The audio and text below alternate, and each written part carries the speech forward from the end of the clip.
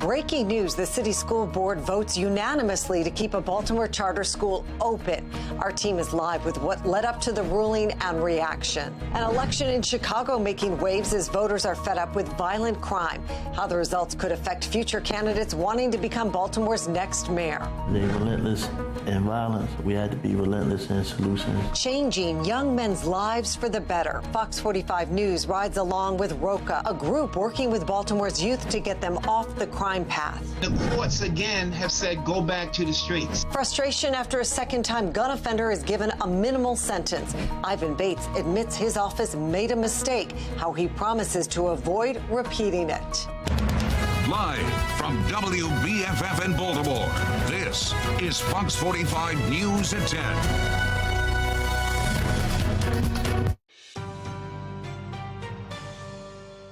That passes unanimously. Thank you. I feel relief on behalf of our families and the boys that we serve. And hopefully this provides a lot of hope for the citizens of Baltimore.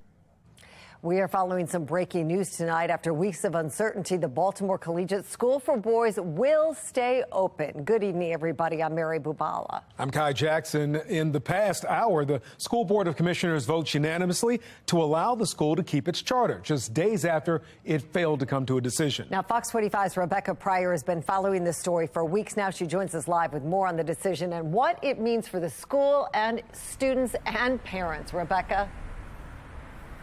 Yeah, the students, staff, the parents at Baltimore Collegiate all breathing a sigh of relief tonight after the board was deadlocked on their decision last week. Tonight, all 9 present board members voting in favor of renewing the charter for 3 more years, many of them swayed by the passionate pleas from students, city leaders, and community members. Just take a listen to some of those speaking out in support of the school this evening. I'm asking your support for this school, and we will work together to achieve the goals that the CEO has laid out. The community supports this proposal. The teachers support this proposal. The students support this proposal. The CEO's office supports this proposal. I'm just saying that the schools have to be a saving grace in the ways that they can. And this school is one of them saving graces.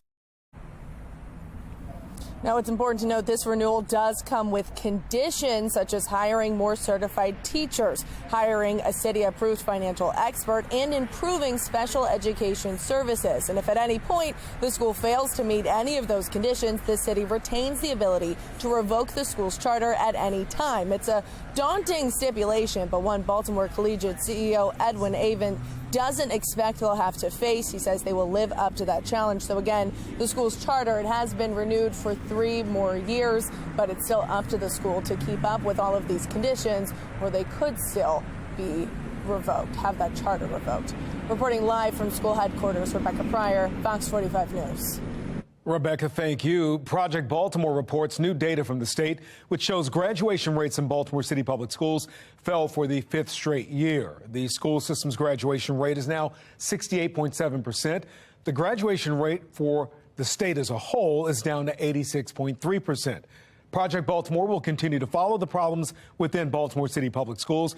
You can follow along on our website, foxbaltimore.com. Well, in April, the Baltimore City Council will hold an investigative hearing into the failures within some city schools, particularly the report showing 23 schools where, of those tested, 0 students are proficient in math. Well, this isn't the first time the council has held a hearing on a troubling report from Baltimore City Public Schools. In 2021, the council had held an investigative hearing on the internal report into Augusta Fells High School, showing ghost students and grade changing. No council person mentioned the school by name. Just one of them mentioned the problems confirmed by the school system without specifically asking about the school. Well, that brings us to our question of the day. Should Baltimore City Public Schools face the same scrutiny as charter schools? So far, 100% of voters say yes. Go to foxbaltimore.com/vote and tap the Pulse tab to weigh in. Turning to the violence in a city in crisis, Baltimore police are investigating 2 shootings, one of them deadly. They both happened early this morning. The first at 1:30 along Payson Street in West Baltimore. The second happened on Duane Avenue in South Baltimore. A 29-year-old man died in the South Baltimore shooting. The Mayor's Office of Neighborhood Safety and Engagement has created a public safety accountability dashboard that you see right here. Monzi says it will give the public easy access to Baltimore's crime stats. Fox 45's Maxine Stryker has a closer look at how it works. Good afternoon, everyone. It's meant to be a real-time snapshot of public safety in Baltimore, a city plagued by violence day and night, where already this year, more than 40 people have been murdered. The Public Safety Accountability Dashboard, unveiled today by the Mayor's Office of Neighborhood Safety and Engagement, allows you to track crime data throughout Baltimore, right down to your neighborhood or police district. It includes not just homicides and non-fatal shootings, but arrests, prosecution and conviction data, even sentencing and demographics. City leaders say it's designed to bring greater levels of transparency and allow the public to hold agencies accountable. But we asked if it will be effective in preventing crime. Mayor Scott telling us the data has been out there for a decade. Now it's just in one place for city residents, meaning crime may not change. I'll say the question in a more simplified way. This data is coming from the police department. The police department, our Safe Streets workers, everyone that is working that you see here uses data each and every day to determine where we're going to be focused and how we're going to be operating.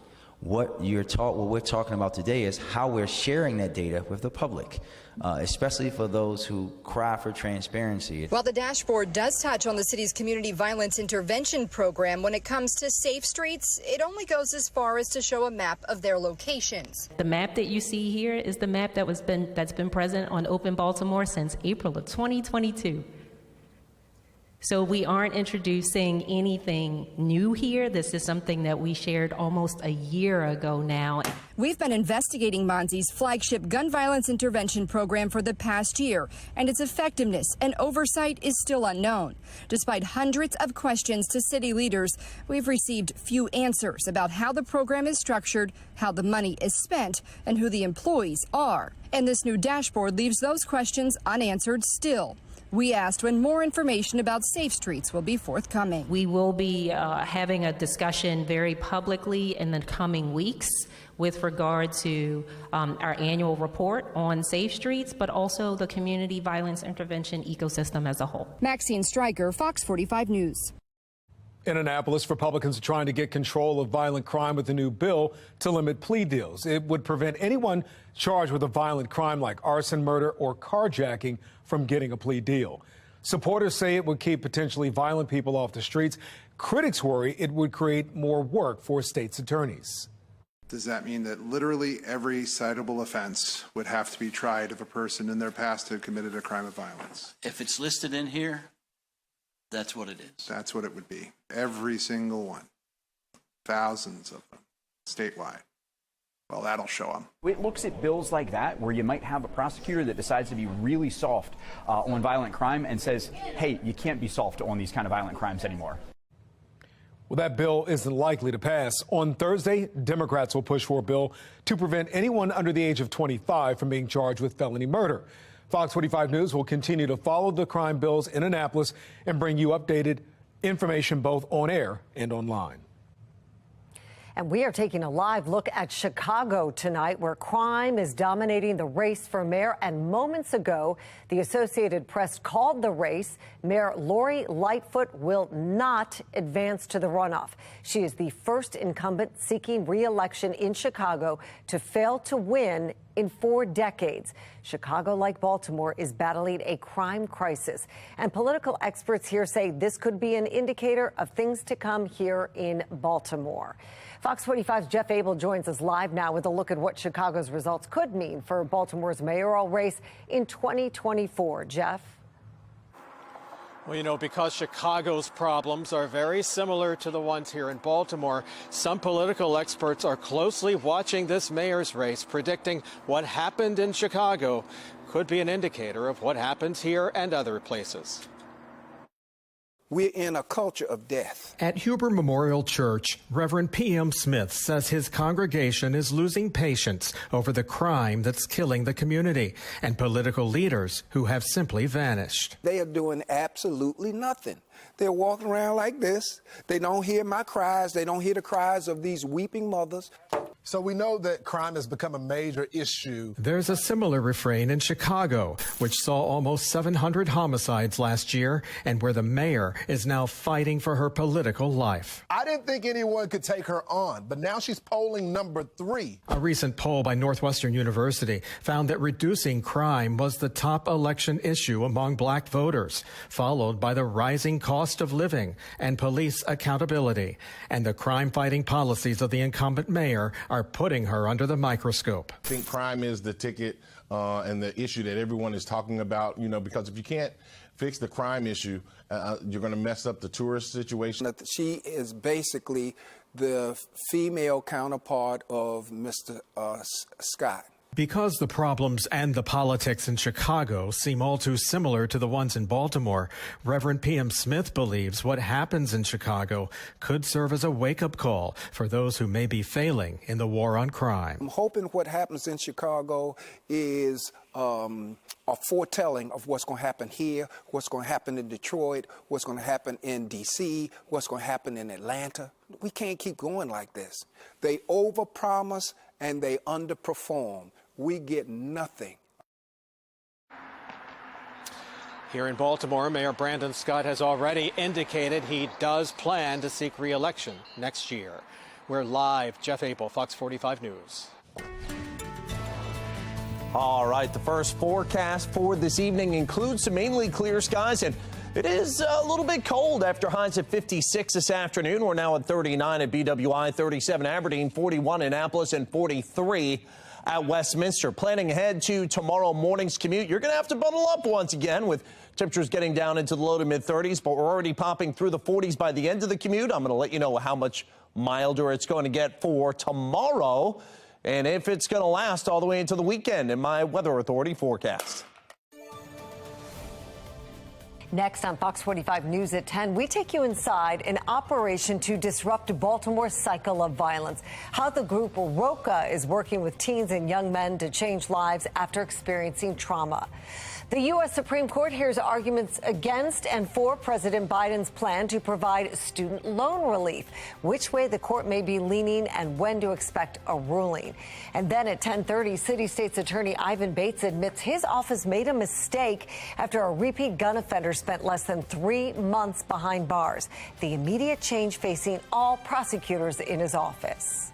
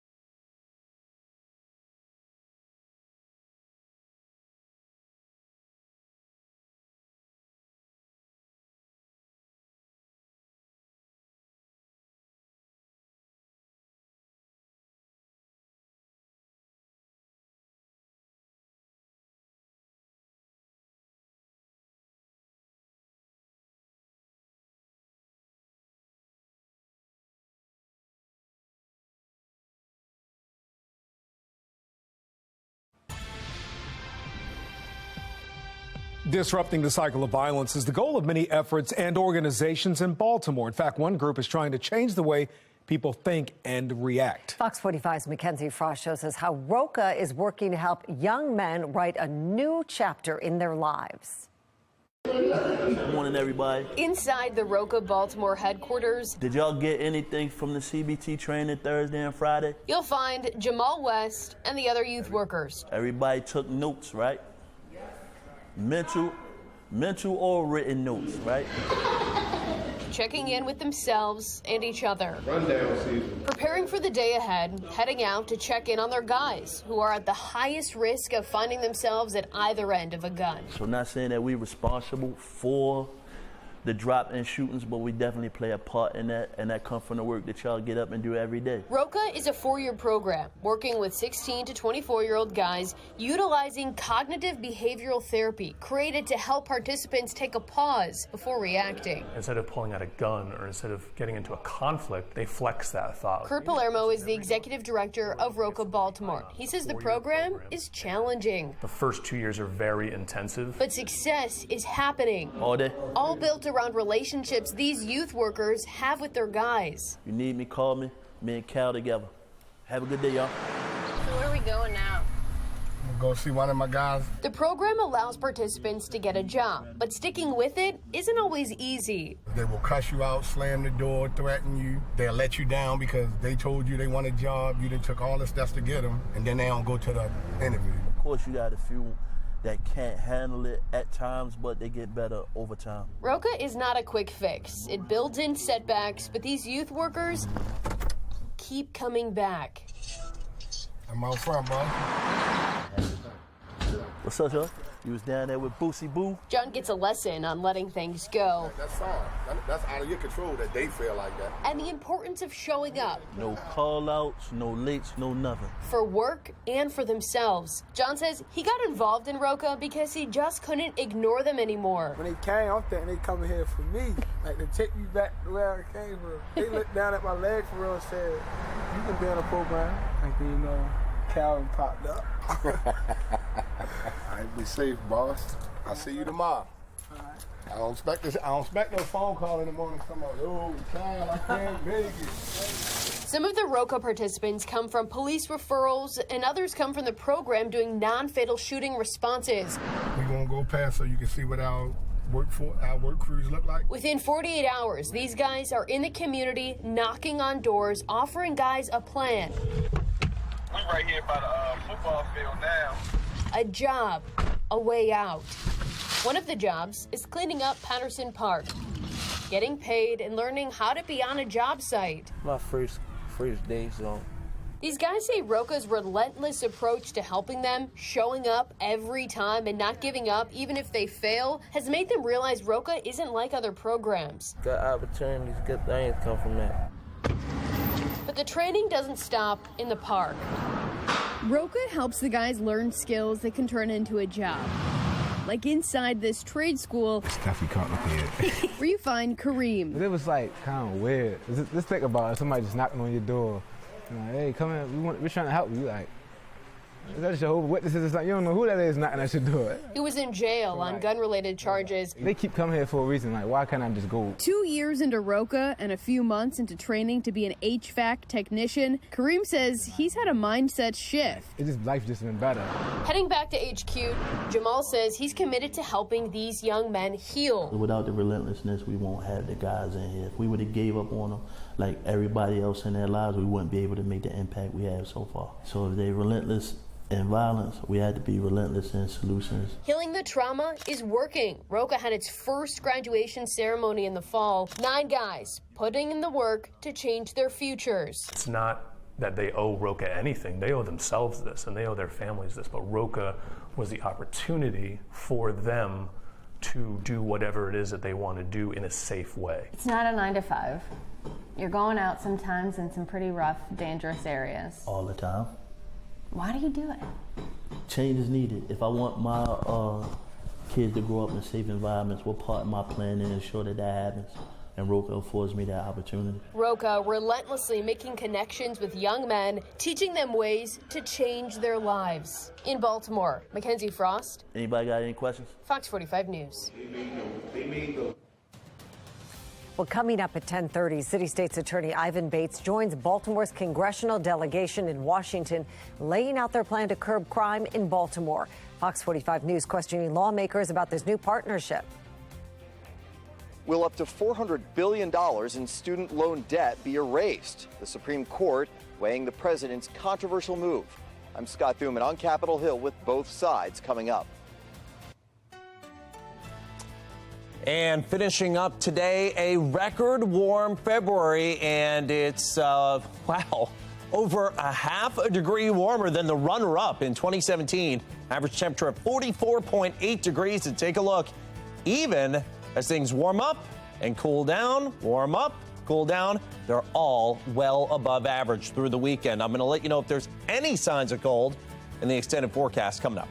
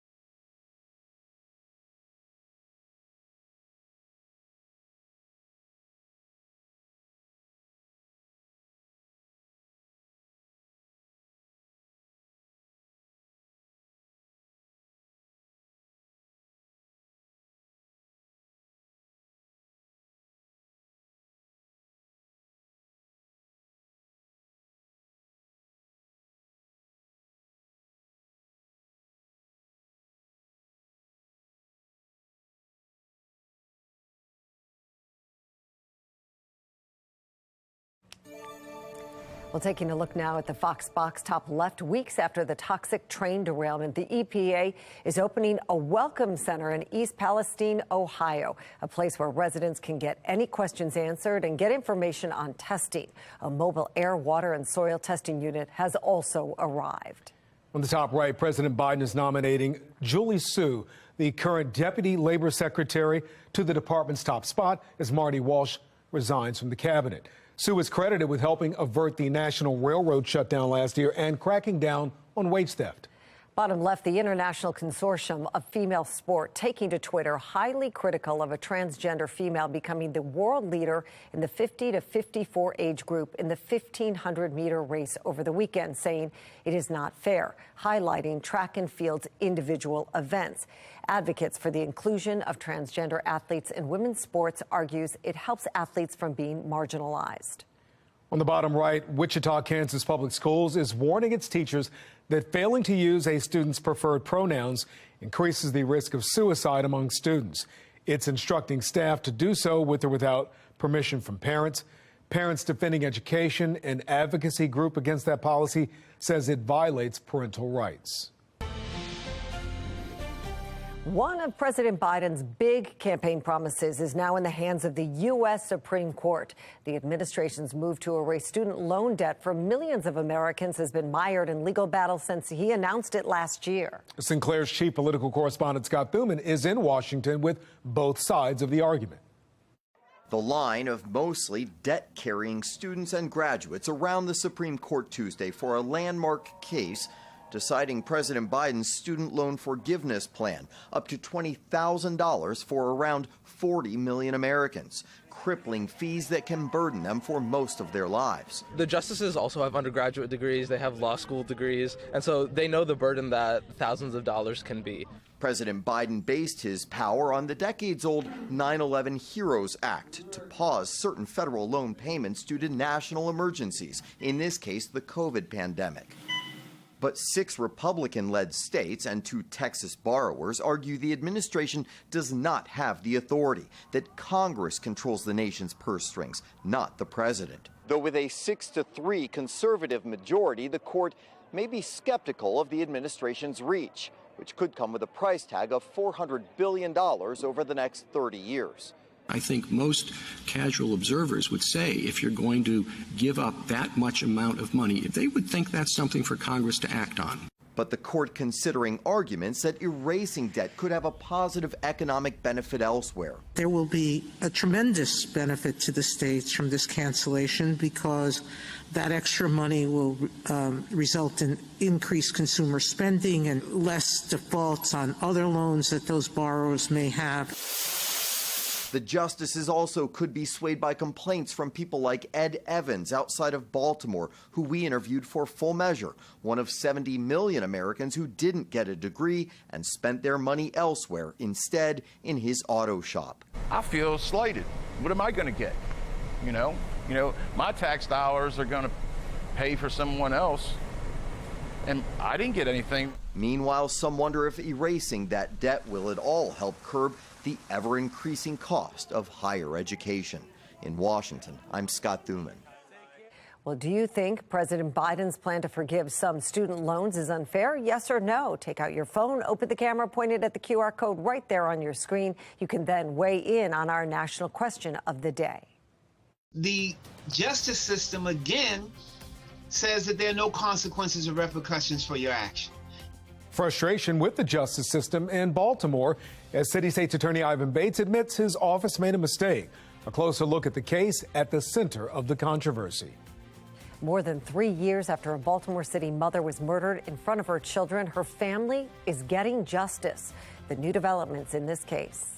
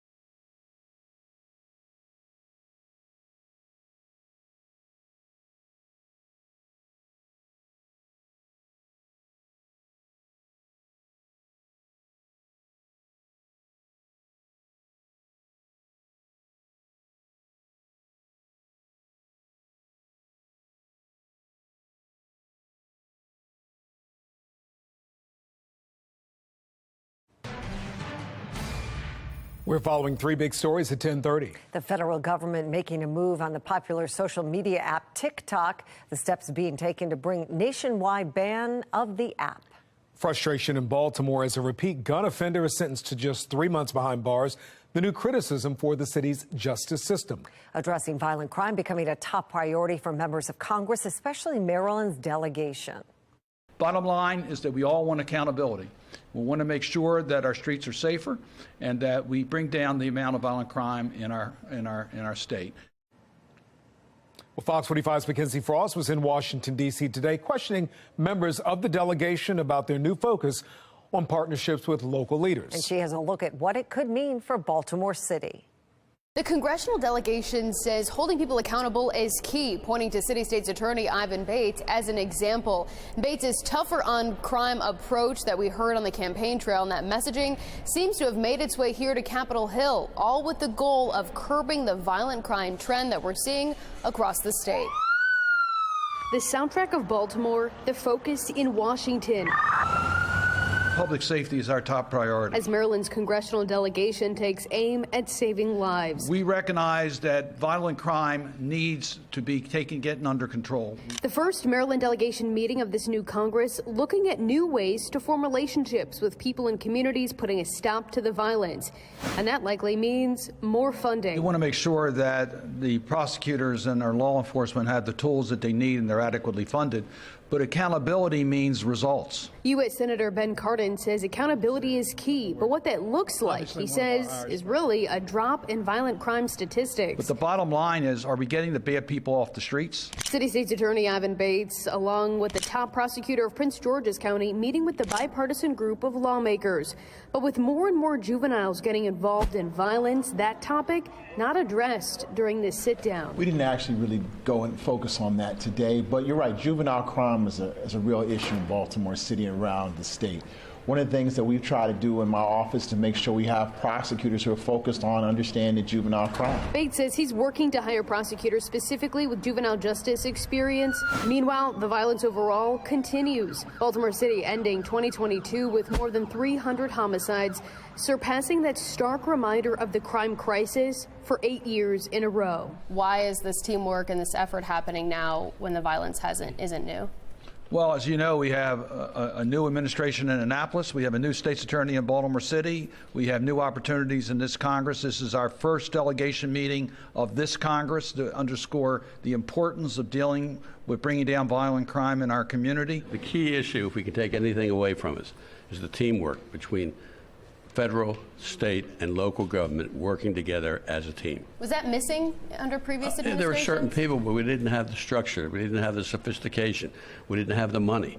And sometimes you have elected officials or people in some of these areas that weren't as maybe honest as they should be. Not naming names, Congressman Dutch Ruppersberger says he remains confident in the new teamwork moving forward, all in hopes of stopping the bloodshed and other violent crime that's become common in communities across Maryland. The congressional delegation says Maryland is unique because there are 4 members on the Appropriations Committee, and those relationships that are being built now could result in more funding being brought home to communities.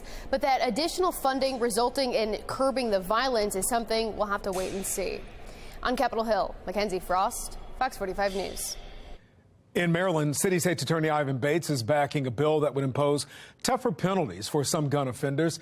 That legislation would raise the maximum penalty for first-time offenders from 3 years to 5 years across the board. Right now, the maximum penalty is 3 years for offenders 21 years of age and older, but 5 years for those between 18 and 20. Now, supporters say the bill is necessary because a convicted person only has to serve 25% of a prison sentence in most cases. Under current law, that could mean less than a year. If you'd like to talk with your local lawmaker on the issues important to you, scan the QR code right here on your screen. That will take you to our website, foxbaltimore.com, which lists their official email and phone numbers. Well, we are learning about a conviction in the 2019 murder of Carmen Rodriguez, killed inside her family's deli in front of her children just 3 days before Christmas. 42-year-old Martin Brooks, seen here dressed in black and wearing a face mask, has been found guilty of murder, robbery, and gun charges. Investigators say he went to Rodriguez's store on Kenwood Avenue demanding money. Rodriguez complied, but he shot her anyway, killing her. Sentencing is expected later this year. Police say Brooks was one of 2 men involved. He faces life in prison. The other man, Terrence Peterson, turned himself in. The sentencing of a 26-year-old is raising questions about punishments for convicted gun offenders. Just 3.5 years ago, that same man was convicted of a gun offense. After less than 3 months behind bars on another conviction, he was released on supervised probation. Fox 45's Alexa Ashwell has the story. Baltimore City State's Attorney Ivan Bates thanked us for bringing this sentencing to his attention and admitted his office made a mistake. Frustration in Baltimore. The courts again have said go back to the streets. After this week's sentencing of convicted gun offender Kendrick Harrison, the 26-year-old appeared before a judge in Baltimore City District Court after pleading guilty to yet another gun charge.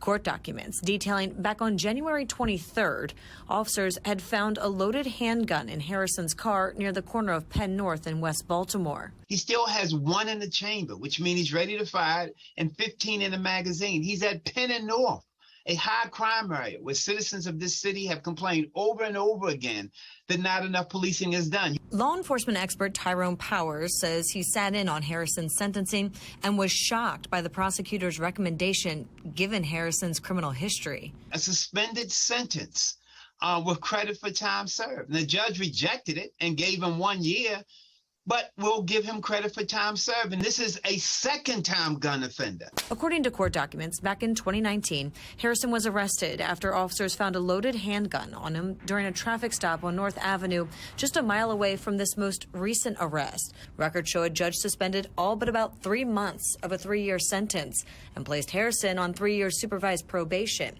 Given this history, Power says Harrison should have faced a much harsher penalty. The justice system, again, says that there are no consequences or repercussions for your action. Fox 45 News taking these concerns to Baltimore City State's Attorney Ivan Bates, who vowed to be tough on guns when he took the helm at the beginning of this year. And enough is enough. Asking the office to confirm and explain its recommendation and how it protects the public. We should have filed enhanced penalties. Bates admitting his office made a mistake, saying the offer was 3 years, all but 6 months suspended, and made by a new prosecutor. The offer was made before ever talking to a supervisor, didn't talk to the supervisor of the old administration. Once that offer was made, the defense attorney immediately accepted it. So we're bound legally to have to go ahead. Bates went on to say they've met with this particular prosecutor, and in just a matter of days will have an office-wide special training. Alexa Ashwell, Fox 45 News. Again, the judge in this case is James Green. He's a judge in Baltimore City District 1. If you're unhappy with his decision in this case, Maryland does have a system to file complaints about judges. You can find a link to the complaint on our website, the complaint form on our website, foxbaltimore.com/newslinks. Well, Fox 45 News has been demanding solutions to crimes committed by repeat offenders. Last summer, Baltimore police say this man, Joseph Black, struck an officer during an arrest. He has a long rap sheet of convictions and sentences, but he's back out on the street. That same month, police say 20-year-old Austin Davidson shot and killed a Wicomico County Sheriff's deputy 3 years before when he was 17. He pleaded guilty to armed robbery, but set free in 2020. And then, of course, there's Luther Trent, a convicted arsonist who told our Mackenzie Frost he couldn't believe the light sentence he was given after setting his ex-girlfriend's house on fire. I was just charged with 18 different counts. That was dropped to 10, and then it was dropped to 1 when I shouldn't be out right now. Do you think that you deserve to be out of jail? Personally, yes. But on a principle note, no. Federal prosecutors eventually stepped in and secured a conviction resulting in a 12-year sentence. The state plea deal under Marilyn Mosby was eventually tossed out. A Maryland judge later resentenced Trent to a separate 22 years in prison for 3 counts of attempted homicide charges. We have breaking news in Baltimore County. There's been another fire. This one happened in Parkville, where the Providence Volunteer Fire Company of Towson shared these pictures. They tweeted that several residents at the Towson Crossing Apartments on Halstead have been rescued. Some are being treated at the scene. We'll have more information as soon as it's available. Baltimore County fire officials say one person is injured after they were hit by a light rail train in Timonium just after 7 tonight. It happened near the Timonium Park and Ride along Green Spring Drive next to the Maryland State Fairgrounds. The patient is currently in the hospital with spinal injuries. This is the second time in as many months a person has been hit along this stretch of the track. The victim in January died. The U.S. Marshals Service is reporting a major ransomware attack that happened earlier this month. Authorities say that breach was discovered February 17th and that hackers stole sensitive and personally identifiable data about agency employees and targets of investigations. The Witness Protection Program was not breached. An agency spokesman says the hacked system was disconnected from the network shortly after the breach was found. The Justice Department is calling it a major incident and is now investigating. The White House and Congress are taking aim at the Chinese-owned social media app TikTok. The app will soon be banned from all federal government-issued devices. The House Foreign Affairs Committee is set to vote on that bill that would empower the Biden administration to ban it nationwide if the White House determines TikTok and its parent company ByteDance knowingly transferred user data to anybody working for or under the influence of the Chinese government. I don't have TikTok on my phone. I think there is strong evidence that TikTok is working with the CCP and sharing that data. The American Civil Liberties Union is blasting the legislation as vague and overbroad.